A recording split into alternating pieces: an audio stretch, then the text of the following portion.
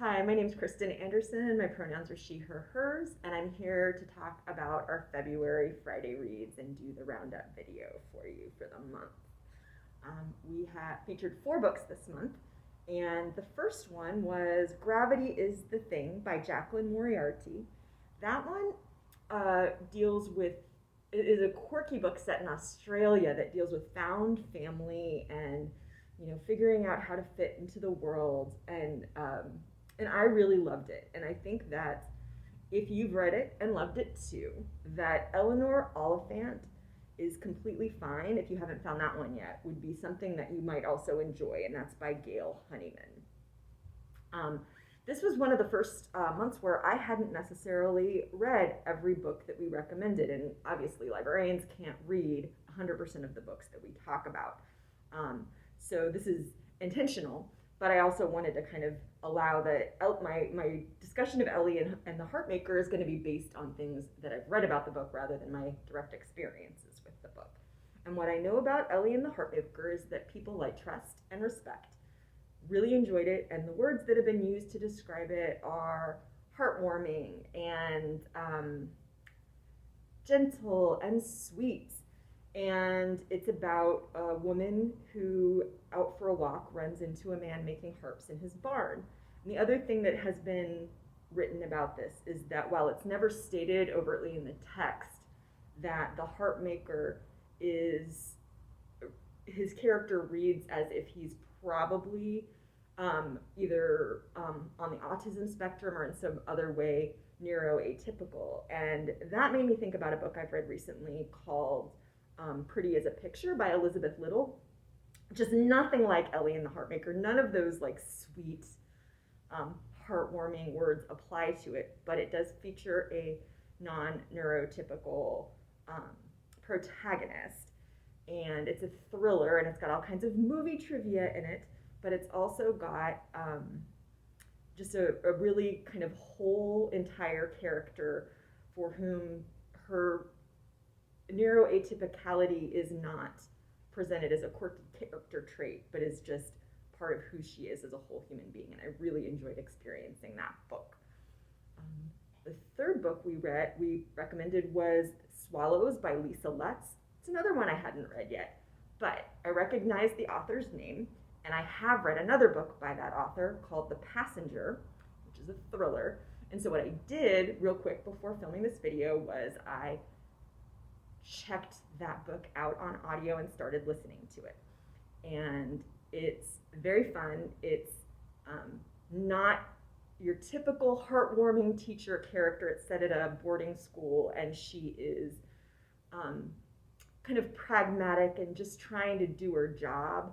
But through getting to know her students, it seems clear that there's going to be a thriller element to it, and she's probably going to dismantle some sort of bullying popular kid ring. It is an adult book, not a teen book. The fourth book we recommended was called The Right Swipe. That book's by Alisha, and I thought that I would spend a little bit of time talking about romance as a genre. And romance is one of those categories in publishing that has done an amazing job of doing research about its readers. And because of that, you can judge these books by their covers, because they are figuring out from a marketing standpoint what covers work and what covers don't, but you can also use the covers to kind of figure out which category of romance they go into. So I thought I'd kind of give you a little walk down romance novel book covers. Before I do that, though, I just want to say romance is something that sometimes some people can get a little snobby about. I think romance is a fantastic genre, and in this time when we all need a little certainty in our life, having that known happy ending can be incredibly comforting, because that's one thing that you can be sure of with a romance, is that there's going to be a happy ending. No matter how many troubles these two people trying to find love get into, they always end up happy at the end, and that is comforting. So there are lots of different kinds of romance novels. One of them is kind of the historical romance novel, sometimes because of the way the covers are, you sometimes hear them referred to as bodice rippers. Here's an example of a cover of one. It's called The Duke and I by Julia Quinn.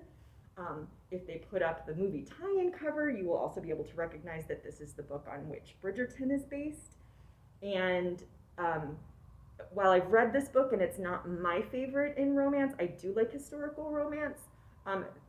One of the criticisms that has come about since Bridgerton came out was that there's some issues of consent in this particular one, and it's also interesting to note that romance as a genre has begun to figure out how to incorporate some of those problematic consent issues as we've gotten into the last few years, as opposed to The Duke and I, which came out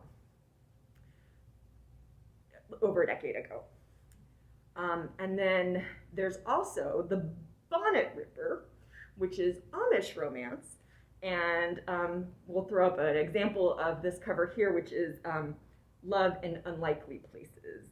And you'll see that this is, it's really code for a romance that doesn't have a lot of sex in it. It's pretty clean, but it's still a romance. It still has the elements of a romance with people falling in love and encountering conflict and then figuring out how to make it work. But The Right Swipe and its read-alikes are more covers that look like kind of silhouette illustrations. Oftentimes you see diversity in these. So you've got The Right Swipe, which is about two tech business people falling in love. Another one that might read like that is Pride, Prejudice, and Other Flavors, which is not only a Pride and Prejudice retelling, it's also got, romance across a cultural divide. Or you've got Get a Life, Chloe Brown, which is set in the UK. It is an interracial romance, and the main character also has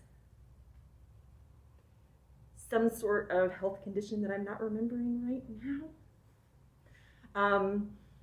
And then there's Red, White, and Royal Blue. That's by Casey McQuiston. It is, as you can see by the cover, a romance between two men. One of the early ones that came out was Jasmine Guillory's The Wedding Date, which is also has multiple books with characters who are all interconnected that have come out pretty much every year since that one came out. One to Watch features a larger sized heroine, and then you've got books like Well Met and Spoiler Alert that feature kind of nerdy characters. But all of them are similar in that they kind of they're set in the present. They're set with kind of very modern sensibilities and modern characters, and the romance gets a little bit spicy in all of them. So those are the books that I had to share with you today, and hopefully you found something in all of that you can enjoy, and we'll see you again in March.